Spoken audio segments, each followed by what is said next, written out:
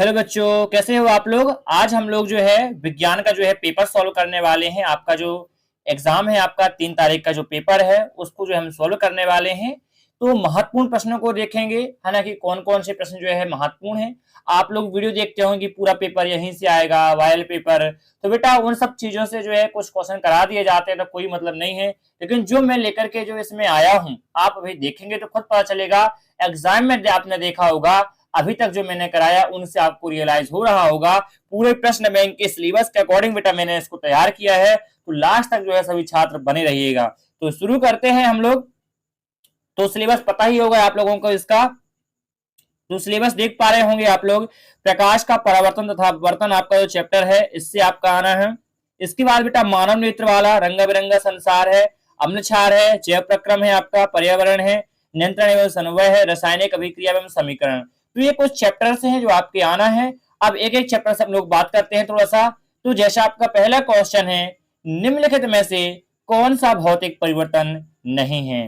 तो उबलते पानी से जल वाष्प बनना भौतिक परिवर्तन नहीं है, पूछा गया है। ये बेटा आपका भौतिक परिवर्तन है। एलपीजी का दहन, आपका एलपीजी का दहन होना बेटा आपका भौतिक परिवर्तन नहीं है। ये कैसा है, आपका रासायनिक परिवर्तन है। और यही पूछा है भौतिक परिवर्तन नहीं है। तो कौन सा, एलपीजी का दहन। आपका बी जो है राइट आंसर हो जाएगा। बर्फ का पिघलना बेटा जो है ये कौन सा आपका भौतिक परिवर्तन हो जाएगा। आपका नमक का पानी में घुलना आपका भौतिक परिवर्तन हो जाएगा। नेक्स्ट चलते हैं। नेक्स्ट क्वेश्चन आपके पास यहाँ पे, जिन अभिक्रिया में ऊष्मा का अवशोषण होता है उन्हें कहते हैं। तो उन्हें क्या कहते हैं हम लोग, ऊष्माशोषी। जिसमें अभिक्रिया में ऊष्मा का अवशोषण यानी ऊष्मा को ग्रहण किया जाता है, एब्जॉर्ब किया जाता है, अवशोषित किया जाता है, उसे हम कहेंगे ऊष्माशोषी अभिक्रिया कहते हैं। नेक्स्ट क्वेश्चन में चलते हैं। नेक्स्ट क्वेश्चन बेटा आप लोगों का है, निम्नलिखित में से कौन सी एक रासायनिक अभिक्रिया नहीं है। तो रासायनिक अभिक्रिया कौन सी नहीं है, ये आप लोगों को बताना है। तो लोहे पदार्थ में जंग लगना बेटा आपका रासायनिक अभिक्रिया है। भोजन का पकना आपका जो है एक रासायनिक अभिक्रिया है बेटा, है ना। बर्फ का पिघलना आपका रासायनिक अभिक्रिया नहीं है। यही आपका राइट आंसर होगा। बर्फ का पिघलना क्या है आपका, भौतिक परिवर्तन। क्या है बेटा, भौतिक परिवर्तन है। और आपका जो है कागज का जलाना, ये भी आपका रासायनिक परिवर्तन हो जाएगा। नेक्स्ट चलते हैं।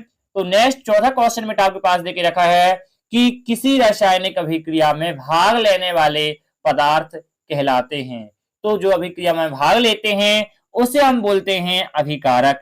देखिए बेटा रासायनिक अभिक्रिया क्या क्या होती है। तो आपके दो चीजें होते हैं यहाँ पर, अभिकारक होता है और पदार्थ। तो आपके जो अभिकारक जो भाग लेते हैं अभिक्रिया में, जो भाग लेते हैं उसे हम कहते हैं अभिकारक। और अभिकारक मिलकर के जो प्रोडक्ट बनाता है, जो पदार्थ बनता है, जो बनता है, उसे हम कह देते हैं उत्पाद। तो क्या पूछा गया है, किसी रासायनिक अभिक्रिया में भाग लेने वाले पदार्थ को। तो भाग लेने वाले पदार्थ को अभिकारक कहते हैं और जो बनता है उसे हम उत्पाद कहते हैं। बाकी यौगिक और मिश्रण आपको मैं समझा भी चुका हूं। टॉपर बैच में जो विद्यार्थी मेरे से जुड़े हुए हैं उनको थ्योरी है, मैंने बेटा ये कवर कराया है चीजें। आगे बढ़ते हैं। पांचवा क्वेश्चन आपके पास देके रखा है, वसा को अम्लीय वसा को वसीय अम्ल में कौन सा विकर परिवर्तित करता है। तो बेटा कौन सा होता है आपका, लाइपेज होता है। कौन सा होता है, लाइपेज होता है। छठवां क्वेश्चन है, श्वसन की प्रक्रिया होती है। तो श्वसन बेटा कौन सी प्रक्रिया है, एक अपचयन अभिक्रिया है। श्वसन कौन सी, उपचयन। बेटा अभिक्रिया कौन सी, उपचयन और अपचयन। तो श्वसन कैसी प्रक्रिया है, यहाँ पर श्वसन आपकी अपचयन है, जिसमें ऑक्सीजन आपकी जुड़ती हो। ऐसी अभिक्रिया जिसमें हाइड्रोजन निकलती हो और ऑक्सीजन बेटा ऑक्सीजन क्या है आपकी जुड़ती हो, ऐसी अभिक्रिया को हम कहते हैं अपचयन। तो श्वसन में क्या होता है, ऑक्सीजन जुड़ती है, अपचयन हो जाएगा। नेक्स्ट क्वेश्चन बेटा देख पा रहे होगे, सातवां क्वेश्चन कह रहा है, यदि लार में लार एमाइलेज का भाव हो जाए तो मुख गुहा की कौन सी घटना प्रभावित होगी। तो कौन सी घटना प्रभावित होगी बेटा, तो स्टार्च व शर्करा में विघटन होना, ये जो है घटना आपकी हो जाएगी। आठवां है, भोजन नली का कौन सा भाग यकृत से पित्तरस प्राप्त करता है। तो बेटा भोजन नली का मैंने आपको एक डायग्राम बनाया था बढ़िया से आपका प्रॉपर, है ना, और आपसे बनता भी होगा। ये डायग्राम इस तरह से मैंने आपको बनवाया था, ये यहाँ पर अभी बनेगा नहीं, इस तरह से मैंने बढ़िया से डायग्राम आपका बनाया था, ये देख पा रहे होंगे आप लोग बढ़िया से, और नीचे चला जाएगा ये। तो भोजन नली का कौन सा भाग, तो कौन सा भाग यकृत से पित्त रस प्राप्त करता है, तो यकृत मतलब आपका जो लीवर है, ये क्या है, ये लीवर। तो यकृत मतलब लीवर से पित्त रस प्राप्त करता है। तो कौन प्राप्त करता है भैया, छोटी आंत। कौन प्राप्त करता है, यहां से जो है भोजन कहां जाएगा, छोटी आंत में। तो कौन प्राप्त करेगा फिर, छोटी आंत प्राप्त करेगी। कौन भैया, छोटी आंत आपका। नेक्स्ट क्वेश्चन बेटा आपका है कि मनुष्य के पाचन तंत्र में हाइड्रोक्लोरिक अम्ल का स्त्रावण किस भाग से होता है, तो मैंने बताया है हाइड्रोक्लोरिक यानी HCl कहां होता है बेटा, HCl आपके होता है पेट में। कहां होता है, पेट में। पेट मतलब क्या भैया, भैया अमाशय। क्या होता है आपका, अमाशय, स्टमक। तो कहां पर होता है स्त्रावण, अमाशय में होता है। कहां से होता है, अमाशय से होता है। नेक्स्ट क्वेश्चन है बेटा कि जटिल पदार्थों को सरल पदार्थों में तोड़ने के लिए प्रयुक्त जैविक उत्प्रेरक कौन सा है, तो हमें आवश्यकता पड़ती है एंजाइम्स की। किसकी, एंजाइम्स की। नेक्स्ट क्वेश्चन है पर्णरंध्र के खुलने और बंद होने की प्रक्रिया निम्नलिखित पर निर्भर करती है, तो किस पर निर्भर करती है, आप लोग बोलेंगे गार्ड कोशिका की जल की मात्रा।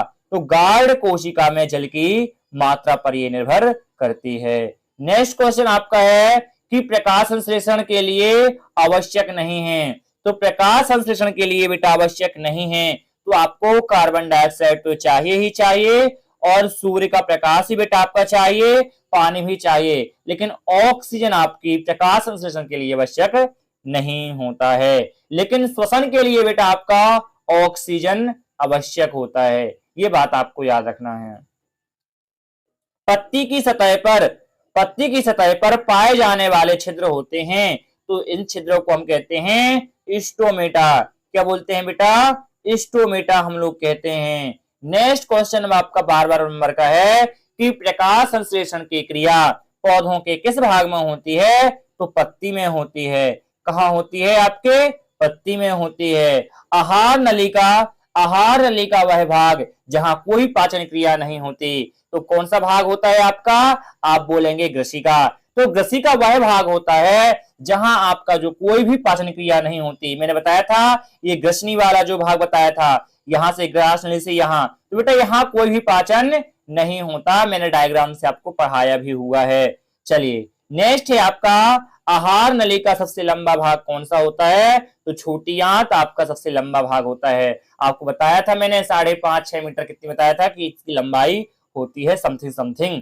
नेक्स्ट बेटा सूक्ष्म रोम का क्या कार्य होता है, तो सूक्ष्म रोम जो होते हैं आपके जो बाल होते हैं नाक में, तो क्या काम करते हैं सूक्ष्म रोग, तो बेटा आपके सूक्ष्म रोग जो हैं सतही क्षेत्रफल को बढ़ाना और आपका भोजन के अवशोषण के लिए जो है ये आवश्यक होते हैं सूक्ष्म रोग। तो क्या हो जाएगा, दोनों आंसर सही है। नेक्स्ट आपका श्वसन प्रक्रिया है, तो श्वसन एक कैसी प्रक्रिया है, आपको बताया था ऊष्मा शोषी है क्या, नहीं, ऊष्मा का अवशोषण यहाँ पर नहीं होता, बल्कि श्वसन एक ऊष्मा क्षेपीय अभिक्रिया है जहां से हमें ऊष्मा का उत्सर्जन मतलब हमें ऊर्जा उत्पन्न होती है। तो कैसी हुई है, ऊष्मा क्षेपी क्रिया। कैसी हुई भैया, ऊष्मा क्षेपी क्रिया है श्वसन एक।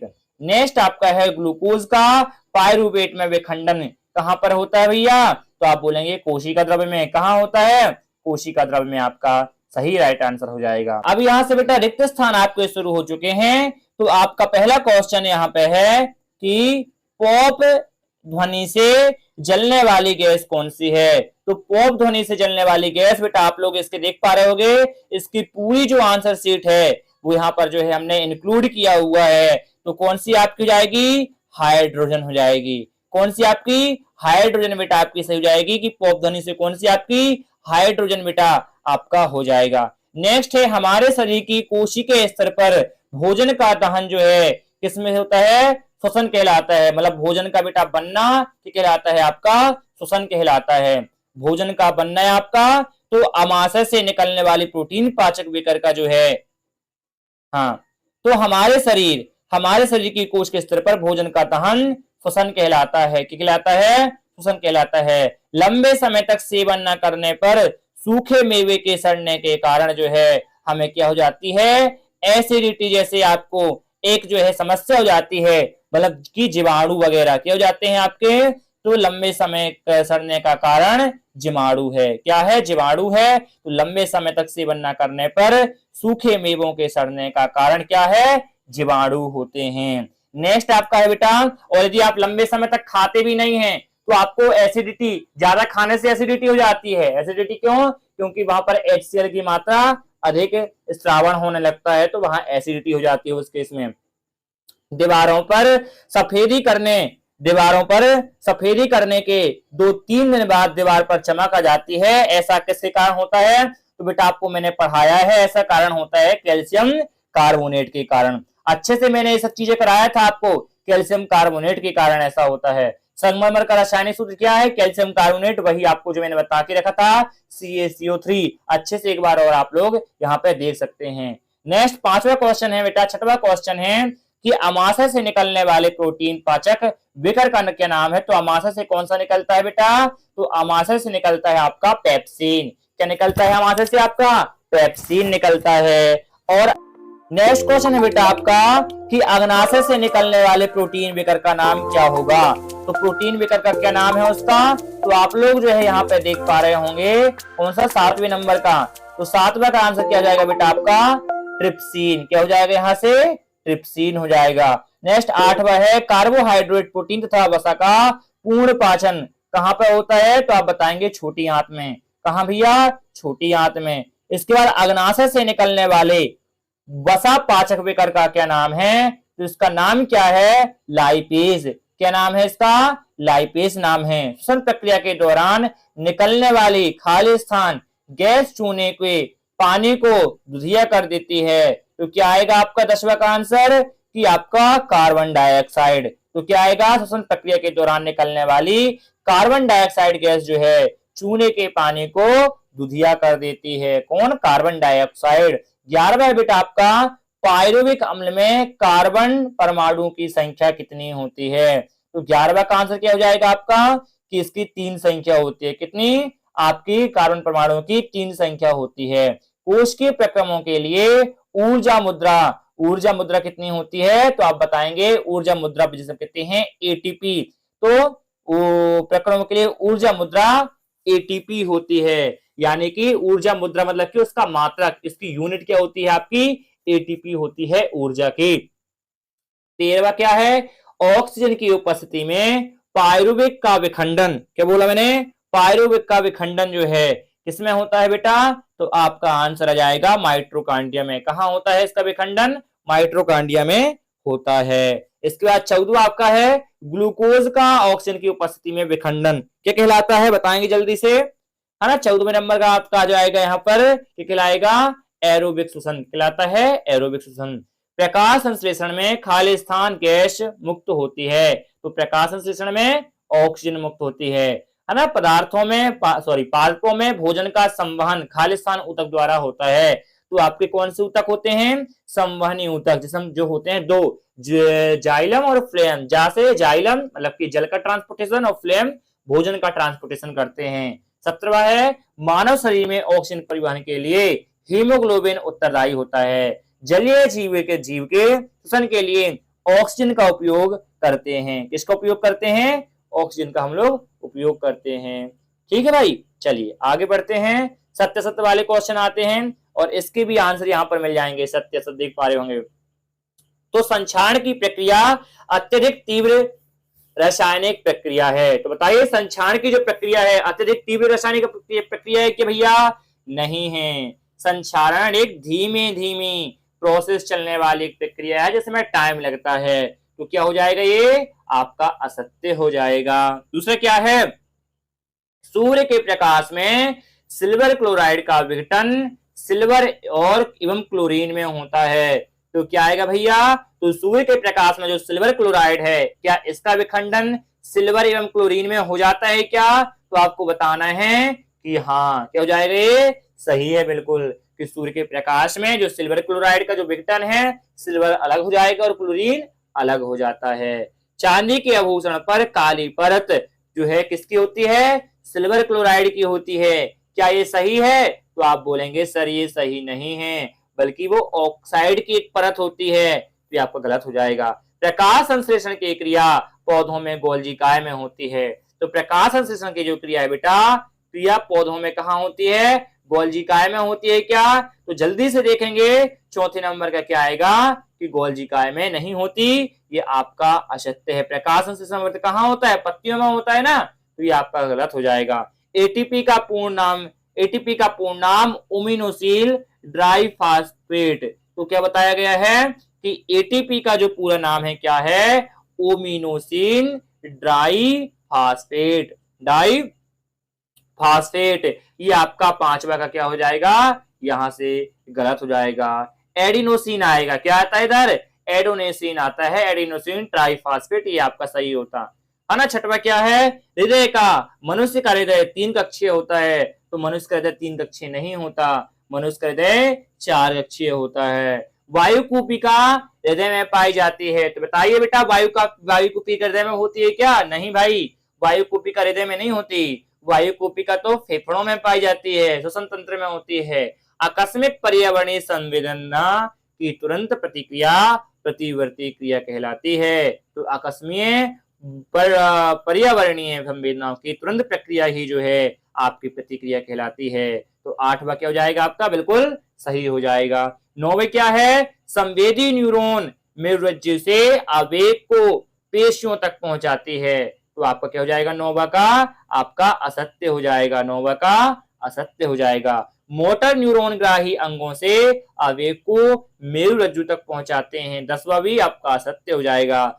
मस्तिष्क का सोचने समझने वाला जो भाग होता है वो पश्च मस्तिष्क होता है, ये भी आपका गलत हो जाएगा। अनुमस्तिष्क हमारे शरीर के संतुलन को नियंत्रित नहीं करता, ये आपका गलत है क्योंकि यही नियंत्रित करता है। ठीक है भाई, चलिए अब इसके बाद चौथा प्रश्न आता है कि अभिकारक किसे कहते हैं? तो जो रासायनिक अभिक्रिया में भाग लेते हैं, जो रासायनिक अभिक्रिया में बेटा भाग लेते हैं उसे हम अभिकारक कहते हैं।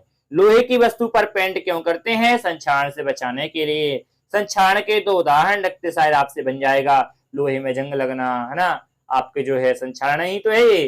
किसी में चांदी में जैसे परत जम जाती है, चांदी के आभूषणों पर काली परत किसके कारण होती है बताना है। प्रतिऑक्सीकारक का क्या उपयोग होते हैं? ठीक है भाई, चलिए एटीपी का पूरा नाम जैसा कि अभी मैंने बताया, क्या होता है जब बिना बुझे चूने में जल को मिलाया जाता है ना। संतुलन रासायनिक समीकरण को बताइए, इसको भी बताया है मैंने। संयोजन अभिक्रिया के लिए एक रासायनिक समीकरण लिखिए, तो संयोजन अभिक्रिया का एक समीकरण बढ़िया से लिख देना है यहाँ पर, जो मैंने आपको पढ़ाया हुआ है, ठीक ना। उसमें अपघटन अभिक्रिया का एक उदाहरण देना है। पायोविक अम्ल का कोशिका में विखंडन कहाँ होता है? इस तरह से बेटा आपके पूरे आपके एक एक नंबर वाले के प्रश्न हैं। इसके बाद हम लोग आएंगे फिर जो है अति लघु उत्तरीय प्रश्नों में। तो अभिकारक एवं उत्पाद क्या है? तो वे पदार्थ जो रासायनिक अभिक्रिया में भाग लेते हैं वो आपके अभिकारक कहलाते हैं। और ये शुरुआत में देख पा रहे हो कि पूरा हमने इसमें बढ़िया से लिख चुके दिए हैं। नेक्स्ट क्वेश्चन है अपोहन किसे कहते हैं बेटा? तो जब अम्ल किसी धातु कार्बोनेट या धातु बाइकार्बोनेट के साथ अभिक्रिया करके कार्बन डाइऑक्साइड गैस को विस्थापित करता है तो इस प्रक्रिया को अपोहन कहते हैं। ये उदाहरण आप लोग देख पा रहे होंगे। तीसरा क्वेश्चन है बेटा, अविक्षेपण अभिक्रिया किसे कहते हैं? उदाहरण दीजिए। जब 2 या 2 से अधिक यौगिक के घोल आपस में मिलते हैं और उनसे एक अघुलनशील ठोस पदार्थ बनता है तो इस प्रकार की अभिक्रिया को अवक्षेपण कहते हैं। कहते हैं ना ये अवक्षेप बच गया, मतलब बच गया, कुछ ना कुछ बच जाता है घोलने के बाद। उदाहरण आप लोग यहाँ पे देख पा रहे होंगे। चौथा क्वेश्चन है बेटा, ऊष्मा क्षेपी अभिक्रिया किसे कहते हैं? तो वे रासायनिक अभिक्रिया जिनमें ऊष्मा का उत्सर्जन हो ऊष्मा क्षेपी कहलाती है। इस तरह से देख पा रहे होंगे आप लोग, है ना। नेक्स्ट क्वेश्चन बेटा, पांचवा ऊष्मा शोषी क्या है? तो वे रासायनिक अभिक्रिया जिसमें ऊष्मा का अवशोषण होता हो ऊष्मा शोषी हो जाएगा।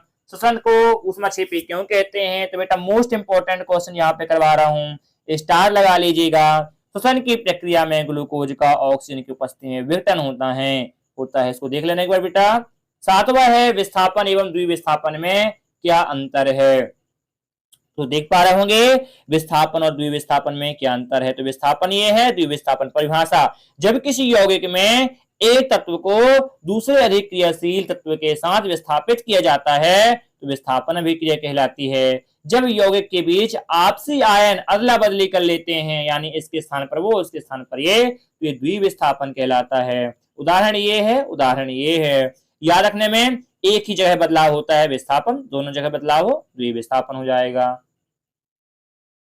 प्रतिऑक्सीकारक क्या है भाई? प्रतिऑक्सीकारक ऐसे पदार्थ होते हैं जो खाद्य पदार्थ में ऑक्सीजन की प्रक्रिया को धीमी या रोक देते हैं। इनका उपयोग हम लोग पदार्थ को खराब होने से बचाने और लंबे समय तक सुरक्षित करने के लिए हम लोग यूज में लाते हैं। नोवा श्वसन की परिभाषा, जीवों द्वारा ऑक्सीजन का उपयोग करके भोजन को ऊर्जा में परिवर्तित करने की प्रक्रिया को श्वसन कहते हैं। इसमें कार्बन डाइऑक्साइड, पानी और ऊष्मा भी उत्सर्जन उत्पन्न होते हैं। समीकरण यहाँ पे ये देख पा रहे होंगे। ठीक है भाई, चलिए 10वां क्वेश्चन है, जाइलम और फ्लोएम में क्या अंतर है? Most important question.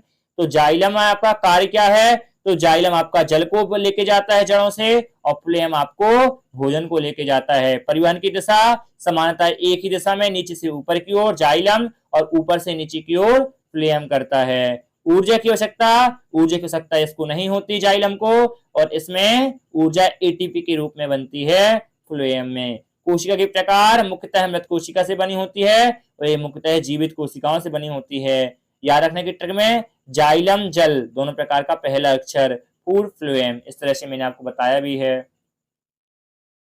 उत्सर्जन की परिभाषा क्या है बेटा? तो जीवों की वह प्रक्रिया जिसमें शरीर के बनने से वाले हानिकारक एवं अतिरिक्त विशिष्ट पदार्थ को बाहर निकाला जाता है उसे उत्सर्जन कहते हैं।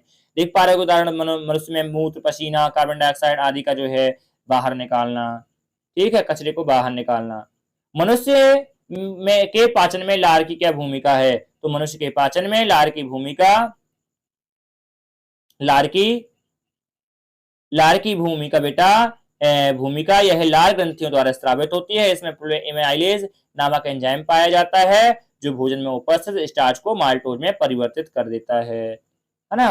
उत्तर दे सकते हो। अभिकारक उत्पाद का क्या आशय है? इसको रासायनिक अभिक्रिया में भाग लेने वाले प्रारंभिक पदार्थ को अभिकारक कहा जाता है, जबकि अभिक्रिया के बाद बनने वाले पदार्थ को उत्पाद या प्रोडक्ट कहा जाता है। H2O H2 बन गया ये, ठीक है ना? यहाँ H हाइड्रोजन और ऑक्सीजन अभिकारक है और H2 क्या बन गया बेटा? उत्पाद बन गया।